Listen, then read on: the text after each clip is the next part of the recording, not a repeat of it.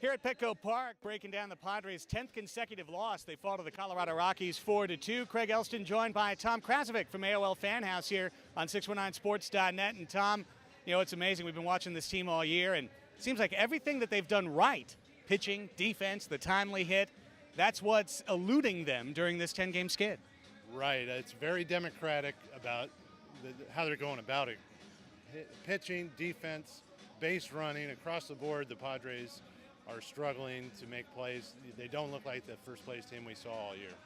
You know, early in this streak, and the Phillies come in and sweep, but a couple of really good games in there. Even in the Diamondback game series, there were a couple of games that went either way. I felt halfway through this streak, this team still believed in itself. But I got to be honest, watching today, I wasn't so sure.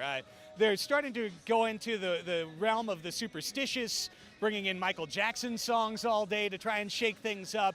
They're really, even Bud Black, he's micromanaging a lot more than he was earlier this year. I'm starting to get the impression that they're feeling the pressure now. Well, sure, I think the series in Arizona, we saw some of that, where maybe the expression we hear is trying too hard.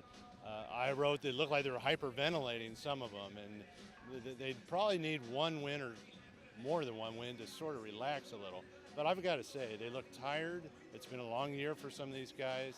They're not used to this, and the schedule's very tough right now. And that's what I wanted to ask you. You know, obviously the feeling in the clubhouse, and we're just talking whether it was Bud Black, Chase Headley, everyone's still confident we're going to get out of this. Hey, we're still in first place.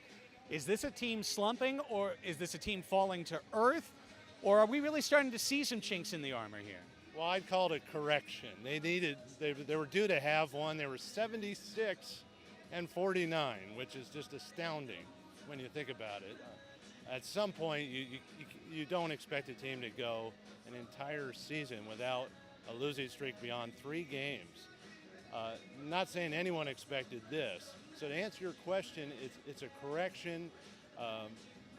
And I don't think anyone should be surprised if they end up playing losing baseball from here on out, because that's sort of what, if you balance out the whole season, what they were supposed to be.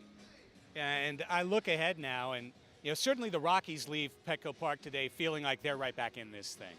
And more than anything in this 10-game losing streak, while the Padres have not surrendered the lead in the NL West, they have given up the previous cushion they had. Philadelphia is now ahead of them in the standings, so they don't have a wild card cushion to fall back on.